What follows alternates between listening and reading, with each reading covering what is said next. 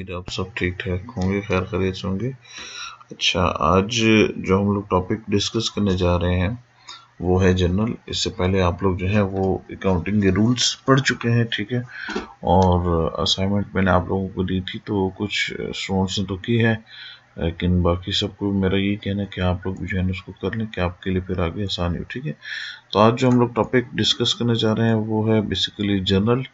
अब जनरल होता क्या है? जनरल बेसिकली जो है ना, जो हमने अकाउंटिंग की डेफिनेशन पढ़ी है कि accounting is an art of recording, classifying, summarising. तो ये जो सबसे पहले जो रिकॉर्डिंग का किस्सा है वो शुरू होता है जनरल से, ठीक है।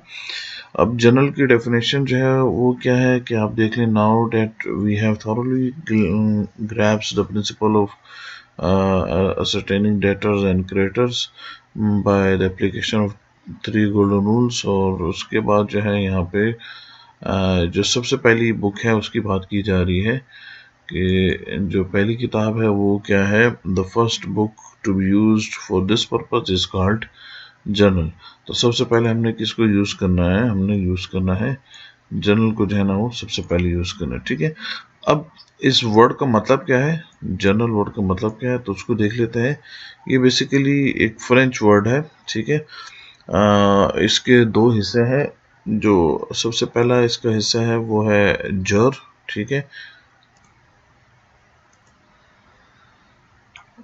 जो दूसरा हिस्सा है इसका वो है नल, ठीक है ना। तो जॉर का मतलब जो है वो डेली है, ठीक है। जैसे कि आप लोगों ने टोटल पंप देखा होगा तो उसके ऊपर लिखा होता है टोटल पंप। अभी आप लोग अगर जाएं किसी भी दिन तो उस पर लिखा होता है बॉनजोर, ठीक है। तो ये जॉर जो है इसका मतलब है डे, ठीक है। इसका मतलब है डे। और बॉन का मतलब है गुड, ठीक है। तो बॉनजोर का मतलब जो है ना वो मतलब आपको खुशामदीद करते हैं और कहते हैं कि गुड डे, ठीक है। तो ये फ्रेंच वर्ड है। जोर के मीन्स है डे, और नल जो है वो इसका मतलब है डेली, ठीक है। तो transaction are recorded daily in journal and hence it has been named so. It is a book of original entry to record chronologically. Chronologically का मतलब ये होता है कि इन ऑर्डर ऑफ डेट, ठीक है। इन ऑर्डर ऑफ डेट का मतलब ये हुआ कि भाई पहली तारीख को आपने एक रिकॉर्ड कर लिया, फिर सेकंड डेट पे आपने रिकॉर्डिंग कर ली। लेट्स सपोज थर्ड डे पे कोई रिकॉर्डिंग नहीं, फोर्थ पे नहीं है, तो फिर आपने फिफ्थ पे करना है, ठीक है ना। और लेट्स सपोज ऐसा आपने नहीं करना कि भाई 1 2 5 और उसके बाद जो है ना आप दोबारा 1 की तरफ आ जाए या आप दोबारा 2 की तरफ आ जाए। ये इसमें जो है ना वो नहीं करना, अपने क्रोनोलॉजिकली और करना है इसको रिकॉर्ड। उसका मतलब है in order of date, date wise आपने क्या करना है, रिकॉर्डिंग करनी। जैसे डायरी होती है, डायरी आपने देखी होगी, उसमें डिफरेंट पेजेस होते हैं और हर जो है वो जो है हर पेज जो है ना वो एक अलग दिन को रिप्रेजेंट करता है। इसी तरह जब आप जर्नल मेंटेन करते हैं तो इसमें भी आपने जो है ना वो डेट वाइज जाना होता है और इसमें सीक्वेंस का ऑर्डर आपने चेंज नहीं करना होता, ठीक है। तो इसलिए इसको जो है बेसिकली क्या बोलते हैं, डे बुक बोलते हैं। It contains the account of every day transaction. हर दिन की ट्रांजैक्शन जो है ना वो अलग अलग है, डे 1 के अलग, डे 2 के अलग, डे 5 के अलग। हर दिन की ट्रांजैक्शन को ये अलग अलग क्या करता है, रिकॉर्ड करता है, ठीक है। कैरेक्टरिस्टिक जो जनरल के हैं वो हम लोग यहाँ पे देख लेते हैं। सबसे पहले जो है वो डबल एंट्री सिस्टम को फॉलो करा, ठीक है। जैसे आपको बताया कि भी वो डबल एंट्री सिस्टम में डेबिट क्रेडिट दोनों को रिकॉर्ड किया जाता है। और transaction is first of all recorded in journal, ठीक है। कोई भी आपसे पूछे कि भाई सबसे पहले ट्रांजैक्शन कहाँ पर रिकॉर्ड होती है, तो जर्नल में होती है, इसलिए इसको बोलते हैं the book of original entry. Journal is the book of original entry, okay.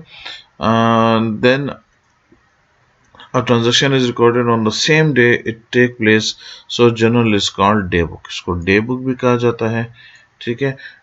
Books of original entry भी कहा जाता है, ठीक है। ट्रांजेक्शन है रिकॉर्डेड क्रोनोलॉजिकली, तो इसको क्रोनोलॉजिकल बुक भी हम लोग कह सकते हैं। क्या कह सकते हैं? क्रोनोलॉजिकल बुक भी कह सकते हैं। For each transaction the name of to concern account indicating debit and credit, debit and which is credited are clearly written in two consecutive lines. This makes ledger posting easy. That is why journal called assistant to ledger, ठीक है। assistant to ledger और subsidiary book। बस इसमें यह है कि मतलब journal अगर आप बना लेते हैं प्रॉपर तरीके से, डेबिट और क्रेडिट कर लेते हैं, तो आपका जो अगला स्टेप होता है वो इजी हो जाता है। इसमें इसका कहने का मतलब ये है, ठीक है। नेक्स्ट जो है narration is written below each entry. Narration क्या होती है ये मैं आप लोगों को बता देता हूँ। नरेशन बेसिकली होती है, नरेशन इज a brief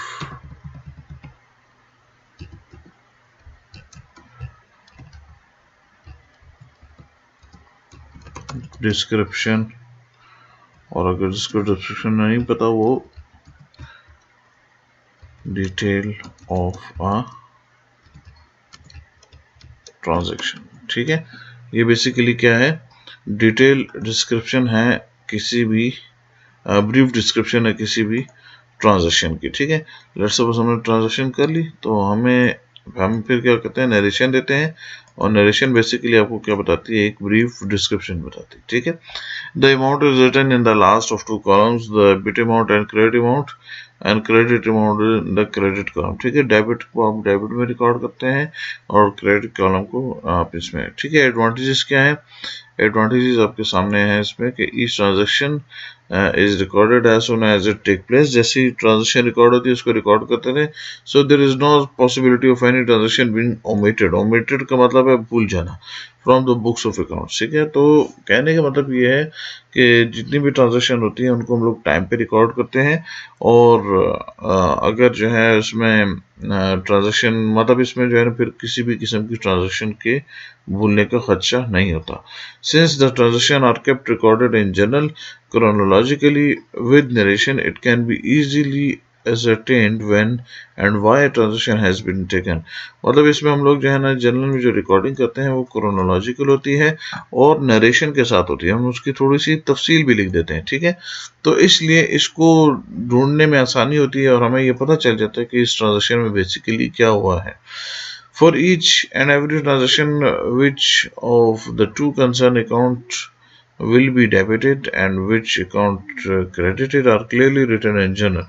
तो कौन सा अकाउंट डेबिट हो रहा है, कौन सा अकाउंट क्रेडिट हो रहा है, वो जर्नल में क्लियरली मेंशन कर देते हैं। इससे क्या होता है कि जो मिस्टेक्स होती हैं इन राइटिंग लेजर वो क्या होती है, आसान हो जाती है, ठीक है ना। वो मिस्टेक्स हम लोग फिर नहीं करते। Since all the details of transaction are recorded in journal, it is not necessary to repeat them in ledger, ठीक है। तो मतलब जो चीज़ें जो है हम लोग जर्नल में रिकॉर्ड कर लेते हैं उसको फिर लेजर में ज़्यादा चीज़ों को ले जाने की ज़रूरी नहीं होती, ठीक है। और journal shows the complete story of a transaction in one entry. ये जो एक एंट्री होती है जर्नल में, जो हम लोग एंट्री पास करते हैं, तो ये बेसिकली क्या करता है, बड़ा इंपॉर्टेंट पार्ट है कि ये पूरी हिस्ट्री उसकी जो है ना बयान कर देता है आपको, ठीक है, कि पैसे आ रहे हैं, कौन दे रहा है, किधर से आ रहे हैं, ठीक है। और उसके अलावा जो है ना आपको बाकी सारी डिटेल्स भी बता देता है, ठीक है। Any mistake in ledger can be easily detected with the help of journal. तो जर्नल अगर आपके पास मौजूद है, प्रॉपर बना हुआ है, तो लेजर में अगर कोई गलती है तो आप चेक कर सकते हैं। अच्छा, एंट्री टू एंटर, रजिस्टर और रिकॉर्ड और transaction in journal is called make an entry.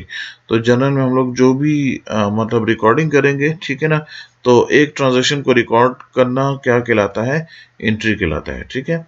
Object of an entry क्या होता है, that each entry should be so clear that any future time we may without the aid of memory perceive the exact nature of transaction.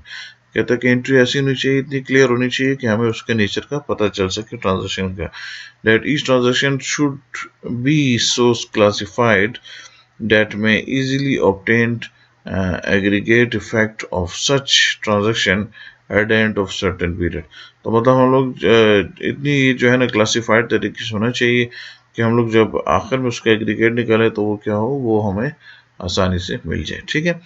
अब narration क्या होता है, narration already मैं बता भी चुका हूँ। It is the remark or explanation put below each entry. हर एंट्री के नीचे हम लोग थोड़ी सी एक्सप्लेनेशन देते हैं और जो है ना इसमें क्या होता है, जो है थोड़ी सी डिटेल होती है of remark eight the end of each journal entry which is called narration.